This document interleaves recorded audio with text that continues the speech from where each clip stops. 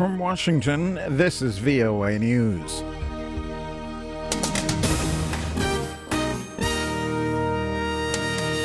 A suicide bombing in Somalia takes at least 10 lives, and the UN seeks a review of recent violence in the U.S. I'm Vincent Bruce reporting from Washington. At least 11 people have been killed and nearly 30 wounded in an attack at a restaurant in the southern Somali town of Baidoa. VOA's Somali service reports a suicide bomber blew himself up in the National Bar and Restaurant Friday evening local time. A car bomb went off near the same establishment just 10 minutes later.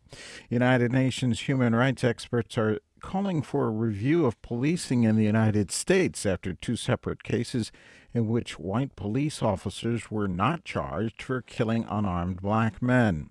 The UN Special Rapporteur on Minority Issues says in a statement Friday that the two grand jury decisions leave many with legitimate concerns relating to a pattern of impunity when the victims of excessive use of force come from African American or other minority communities.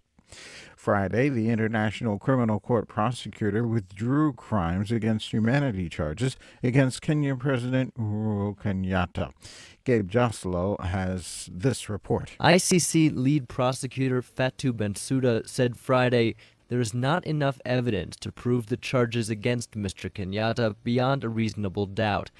Bensouda said Kenya's government failed to provide key documents to the prosecution, which undermined her investigations and had a severe adverse impact on the case. President Kenyatta was charged for his alleged role before he was president in the interethnic violence that followed the 2007 Kenyan elections, leaving 1,100 people dead. Mr. Kenyatta's deputy, William Ruto, still faces charges at the ICC for similar crimes. Gabe Joslow, Nairobi.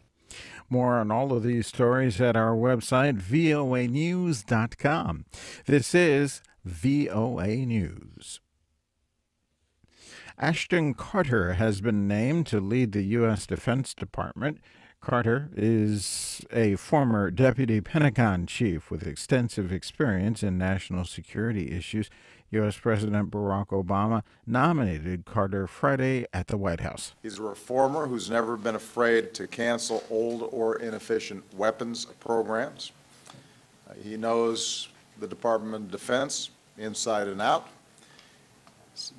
all of which means that on day one he's going to hit the ground running. A Sunni militant commander in Syria who has pledged allegiance to the group calling itself the Islamic State has threatened to retaliate against Lebanese Shiites for the arrest of his wife and children in Lebanon. He says in a video that Shiite women and children will be legitimate targets.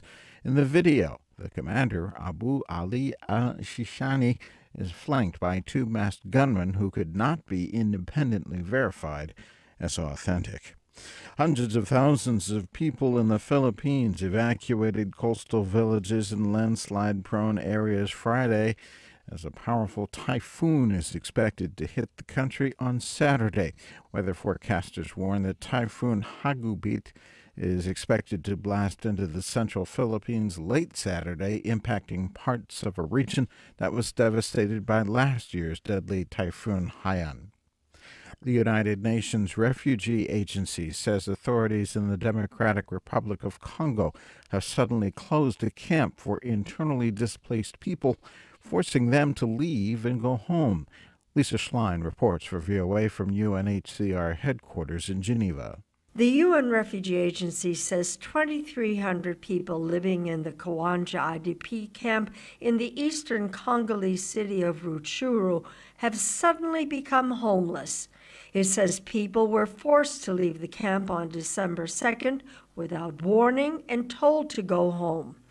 A UNHCR spokeswoman, Karin de Gruel, tells VOA the M23 rebels, they have been brought back under control. That regional authorities decided they would close the IDP camp because the improved security situation meant people could go home without risk. Our concern is that there are other militia groups in the area as well, and there is still lawlessness. Lisa Schlein for VOA News, Geneva. In stocks in the U.S. Friday, the numbers were up slightly on the Dow, S&P 500, and NASDAQ. A new spacecraft that is intended to take U.S. astronauts back to the moon and beyond has returned from its test flight, earning rave reviews from U.S. space scientists on Friday. The unmanned spacecraft, named Orion, made 2 orbits of the Earth at an altitude more than 14 times higher than the International Space Station. Again, that was on Friday. For all the latest on these and other stories, visit our website, voanews.com, 24 hours a day. From Washington, I'm Vincent Bruce. That's the latest world news from VOA.